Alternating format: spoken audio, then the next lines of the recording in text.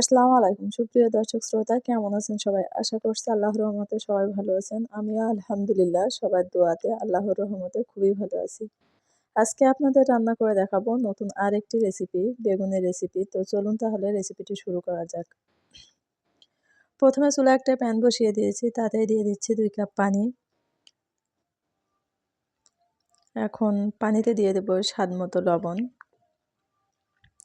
সাথে দিয়ে দিচ্ছি হলুদের গুঁড়া আর দিচ্ছি কাঁচামরিচ।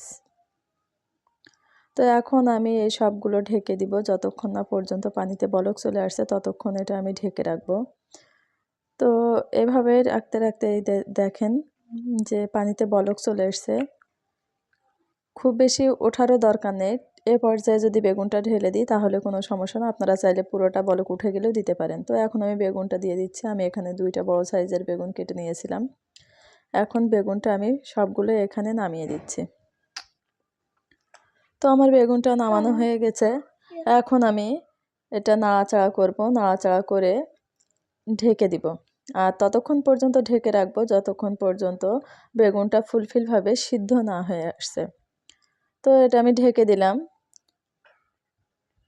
তো এ তো দেখেন আমার বেগুনটা প্রায় সিদ্ধ হয়ে গেছে। এখান থেকে পানি বের হয়েছে অনেকটাই, আবার যে পানি ছিল সে পানিটাও আছে। তো এভাবেই আমি আরও একটু কিছুক্ষণ নাড়াচাড়া করব, ঢেকে রাখবো। এভাবেই মাঝে মাঝে ঢাকনা খুলে খুলে নাড়াচাড়া করে নিব। তো কথা বলতে বলতে পানিটা অনেকটা শুকিয়ে এসছে। এই পর্যায়ে আমি এভাবে এই চামচ দিয়ে প্রত্যেকটা বেগুন ভেঙে ভেঙে দিব। তো এমনভাবে ভাঙবো যাতে করে একটুও আস্ত না থাকে, একটা বেগুনও যেন আস্ত না থাকে, সেভাবেই আমি এটা নাড়াচাড়া করছি। আমার মনে হলো ওটা দিয়ে হচ্ছে না, এই জন্যই এমন একটা কাঠের ডাল ঘাটনি নিয়েছি, নিয়ে এটা দিয়ে আমি এটা সুন্দর করে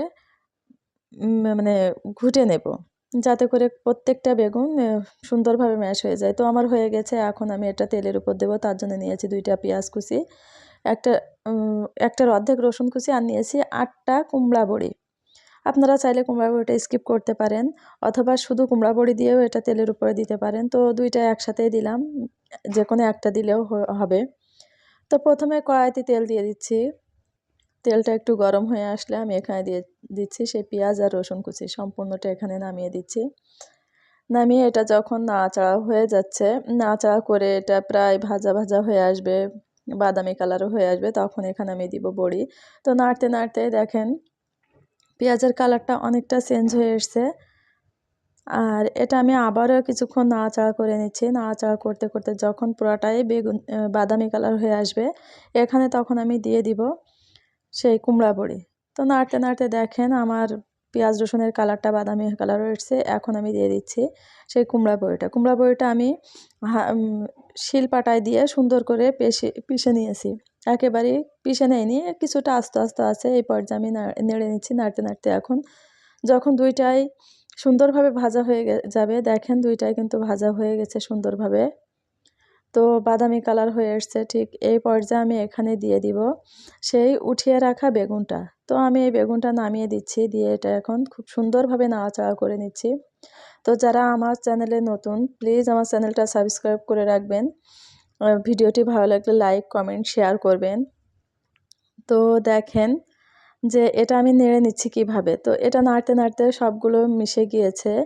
এখন আমি লবণটাও টেস্ট করে দেখেছি, একটু কম ছিল, অফ ক্যামেরায় আমি সেটা দিয়ে নিয়েছি। তো আপনারা এভাবে বাসায় ট্রাই করবেন। দেখেন পানিটা কিন্তু একটুও নাই, সবগুলো পানি এখানে শুকিয়ে গেছে। এখন আমি এটা আবার একটু নাড়াচাড়া করে এটা আমি নামিয়ে রাখবো। আর এত সহজ এত মজার একটা রেসিপি, আপনারা অবশ্যই বাসায় ট্রাই করবেন। তো এটা আমি এখন নামিয়ে নিচ্ছি।